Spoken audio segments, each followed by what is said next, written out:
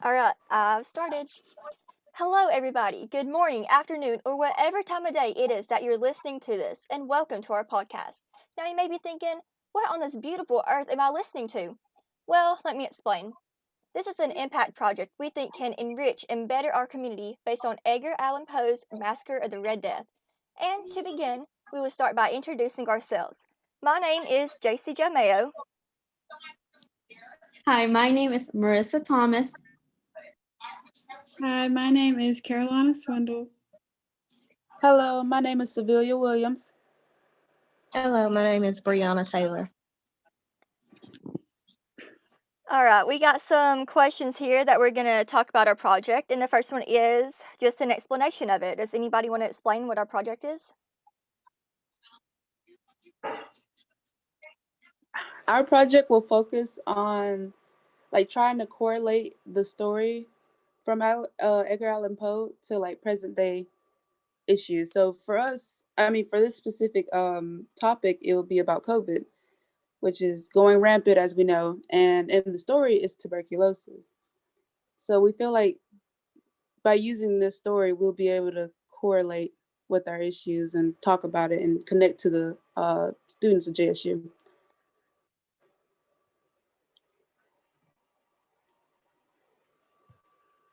Anyone else would like to on that?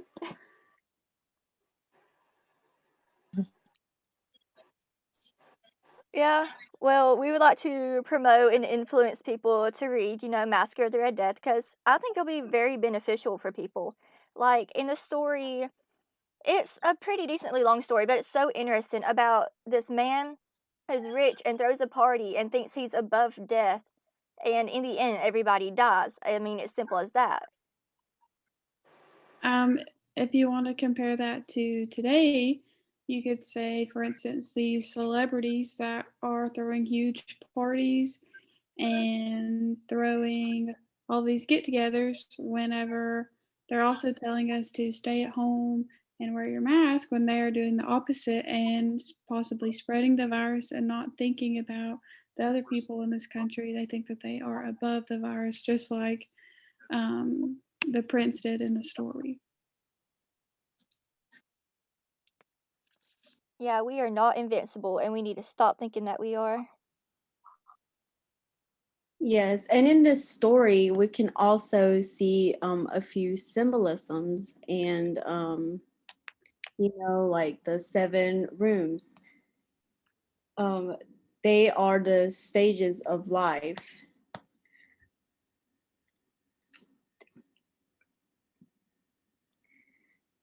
There are the stages of life. I actually have them written down so our little audience can understand it. There are 7 rooms, and they progressively get more deadly, as you could say. First one is blue, which represents birth. Then you have purple, that's youth. Green, that's adolescence. Orange, that is adulthood. White is old age. Violet is imminent death. And black/scarlet, which is the very last room, and that is plain old death. I think this could go to show that no matter who you are or where you come from, if you have money, if you don't, if you're famous, if you're not, that no matter what, your stages of life and the way that life ends is exactly all the same. So that you should not place yourself above things and above others and above other people's lives. With this story, we're not trying to scare anybody necessarily. Not saying that you will die if you go outside and party, but we want to use this in order to really hammer in on the fact that this is really serious, and we just want y'all to be careful. And I feel like the best way to do that is to use a story from someone that everybody knows about. So the next question is, how do you think the project can impact/enrich the community?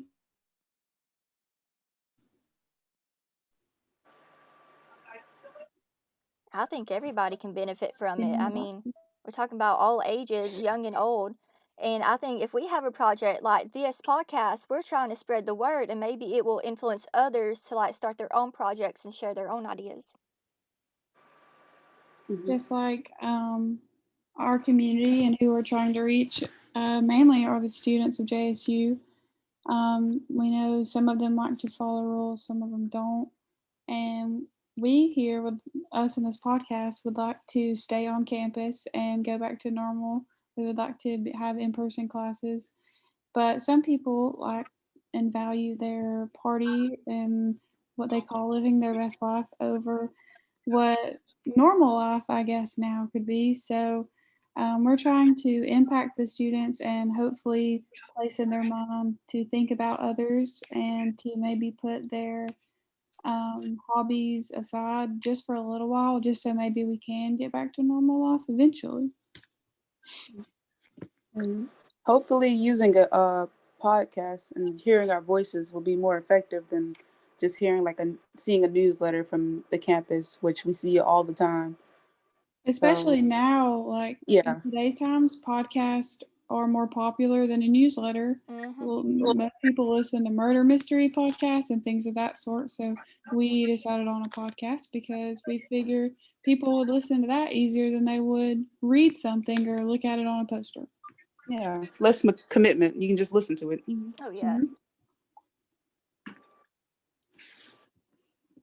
So I guess like instead of like being like ignorant towards others, I guess like no matter how hard we try to like wear a mask and try to avoid it, like in the story, people were trying to hide from the Red Death. Like if you it's like kind of like you wearing a mask, but you still can't escape it no matter what. I mean, like you guys said, we do want to, get back to try and get back to normal, how it used to be before, like for classes and stuff. So you guys brought up some really good points.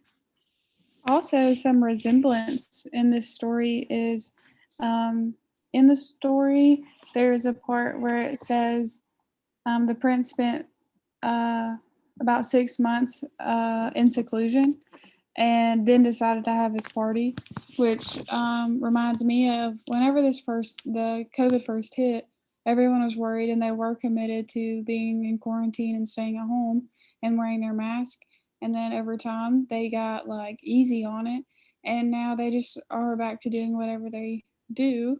And they act like the pandemic is over when it is absolutely not, and it is even spiking in our county and university.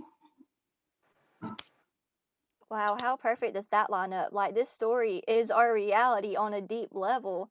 Like, it couldn't be any more similar. Yes, I agree. I guess, I mean, this story really does contain a lesson about life and the life we are living in today. Um, so the setting of it all, it matches up perfectly for sure. Mhm. Um, what are 3 questions that someone might have about your project after they read or slash listen, in our case, to our podcast? One question could definitely be, what should I do? Like, how can I actually get involved? And I say, do your part. Like, actually take care of yourself, take care of others, and stay humble. You are not above anybody else. I know you might have a million followers on TikTok, but please stay humble and actually be a good influence. And I guess like to think about others too, like think about, ask yourself, like, what can I do to help myself and my family, or how to, have consider other people around me, and how my choices now will you know, impact later on. Does that make sense? I don't know. Yeah, it Yeah, does. No, it does. It's perfect sense. yeah.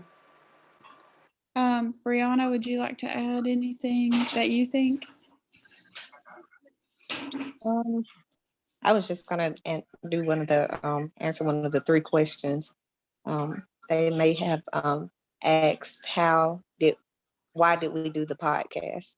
What made us choose doing the podcast? And I would say, like you guys said before, it's better. I think it'll get their attention more instead of just reading a newsletter or something, or actually reading something.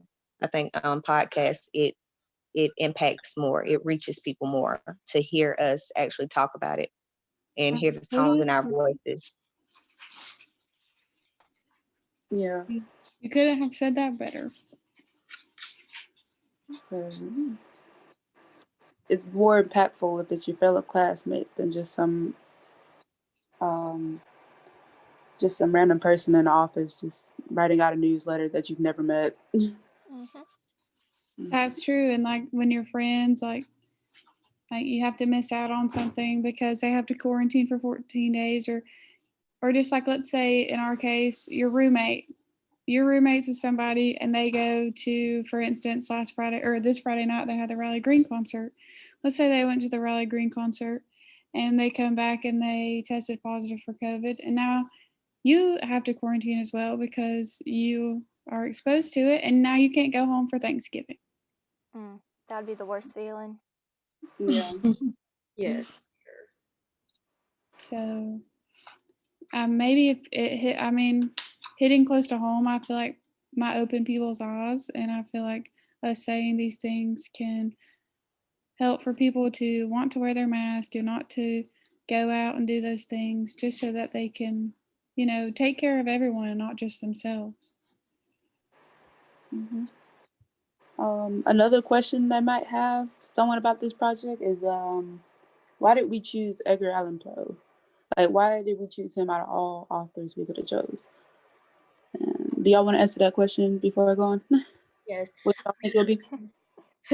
Yeah, I think that's a great question because from reading a lot of his writings, he does have a very serious tone. And I think this was a great short story that we were able to select for this because this short story does have a serious tone to it, and people will probably take it a little more serious. Mm-hmm. And it's someone that everyone knows. Like it's not some random author you've never heard of before. So you kind of get a little understanding, like, oh, I recognize that person, or, he wrote The Raven. I remember that being really serious. So maybe this is also very serious, and it is. It's a very serious story, and very relevant. Another reason is Edgar Allan Poe's wife actually died of tuberculosis. And so we feel like with this story and his life, with him losing his loved one to tuberculosis, resembles people losing their loved ones to COVID-19. So we felt like using Edgar Allan Poe as someone who went through something like this would be more impactful than someone who did not go through something like this. Yes. Another reason is I know this isn't as big as like the sickness and stuff, but the fact that it's fiction, I know a lot of people have trouble reading nonfiction. I do. I just can't zone into it. But the fact that it's fiction, yet so realistic, it's really entertaining to read. Like, I highly recommend reading it because it's entertaining. Yes, I actually really enjoyed reading it too because we Yeah. were able to use it and relate it to today, and I mean, able to relate to it, and we can all agree on that and point out, some resemblance and stuff like that to the story, and Yeah. We're able to have like a deeper like understanding of that story that like most people will never be able to, like in the future or in the past. right.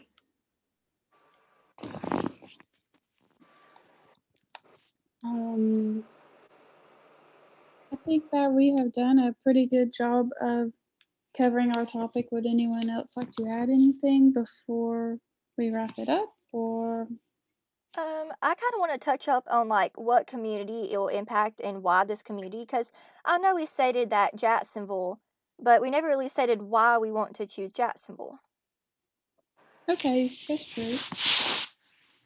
I think for me, we chose Jacksonville because for one, this is our community and we live here, so it is like right outside of our doors. Another thing is that like we want to stay here. We want to be able to at least be on campus, whereas last year we weren't able to be on campus. We think that maybe reaching the students and even outside of the students, the community as a whole will maybe help to, get Calhoun County off of the rising cases list. Maybe it can help, spread awareness to, hey, you are not invincible and you could get sick or you could get someone else sick. And I think that we just want our community to be as safe as possible so that we can feel safe. Mm. I agree on that. That it does gear more towards a lot of just our community as a whole, and the college students and even the faculty Hmm. also be aware of this.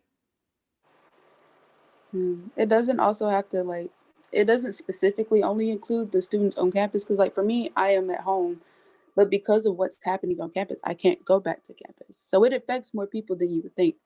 That's true. Yeah. So even though it looks like, oh, we're just talking to a few people, we're talking to way more than that. And using a podcast lets our voice be spread out more, even to those that are not living on campus. No, definitely. And I love that we're starting in Jacksonville. But I mean, if this podcast gets better, I'd love to spread more awareness. If it starts doing good, I mean, I'd love to impact more people and take it to my individual community, and we could just keep spreading it. Yeah, for Yeah. sure. Because this isn't just a Calhoun County exclusive, It's sickness. It is worldly. right. Mm-hmm. Yeah. And we But aren't we got just, there are states other than Alabama that are, had harder restrictions. They had more cases. So, in some places it's worse than ours. So, if it can reach those communities as well, that would be awesome.